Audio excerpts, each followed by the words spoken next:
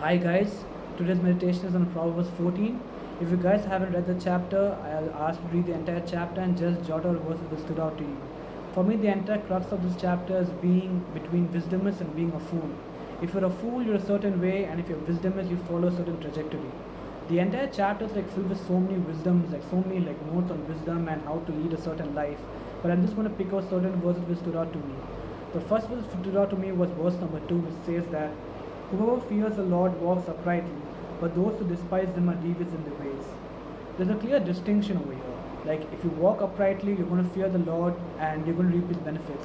But if you're going to despise him, you're going to be devious and dirty in your ways. Like, even there is no ifs, there's no in between, there's no what about. Even Revelation 3:16 says the same thing. If you're lukewarm, I'm going to spit you out because you're nauseating. We have a clear choice in life which says that the way we interact with our colleagues, the way we interact with our friends, do we lead a life which do we walk uprightly and please the Lord, or do we lead a life where we despise Him and dirty in our ways?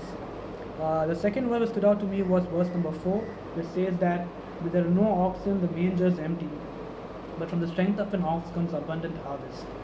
Yes, when there are no oxen, the manger is going to be clean, it's going to be pristine, you're not going to have any issues, but you're not going to get any benefits as well.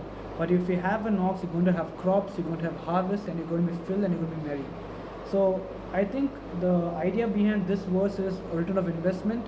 Like, the more investment you put in your certain spheres of life, you're going to reap its benefits. It can be a relationship with God, your friends, your family. It can be anything. Maybe a new hobby which you try to move into. The more investment you put into, the more time you put into it, you're going to reap its benefits.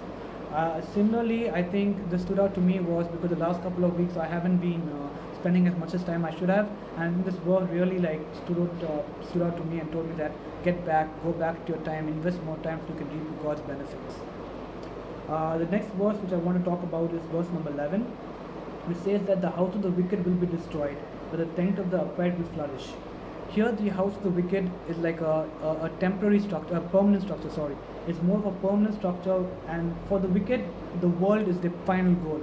But for the righteous, our tent is a temporary place. Our permanent structure is going to be in heaven with Jesus Christ. And I think that's the direction which we have to move in. That's the path that we should follow to achieve the eternal glory. Similarly, verse number 12, which says that there is a way that appears to be right, but in the end it leads to death. I have taken this as having a second opinion. Whenever you think you're right, always have an opinion. Always talk to your mentors, to your friends, to people who look up to, who can give you a certain way. Because then because if you follow a certain trajectory, you can wholeheartedly say that I've seen certain people do this and I'm following this. Like if you take verse number 15, it says that the simple believe anything, but the prudent give thoughts to their steps. The analogy I'll give over here is all those WhatsApp forwards, right? All those Nigerian scams who say that you invest 100 rupees and I'll give you 1 million rupees or whatever. So the idea, like we are more attuned to go towards that because they're selling the dream. The dream is to be rich. The dream is some quick ways, but we do not know all the information. It never gives us the information about how they do that. It always sells the dream to us, but never gives the information.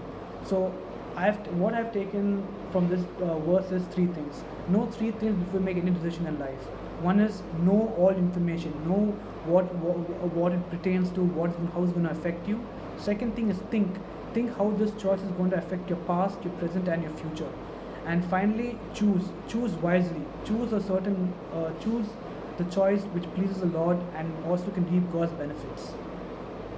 Finally, I want to end with saying verse number 23. All hard work brings a profit, but mere talk leads only to poverty.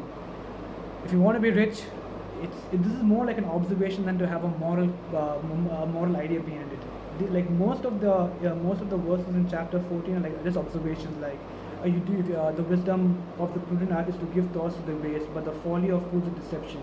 A truthful witness saves life, but a false witness is deceitful. There are more observations rather than rather than moral understanding behind it. So when I say all hard work brings a profit, and but mere talk leads only to poverty, this is a quick sure way to either become broke or to be really rich.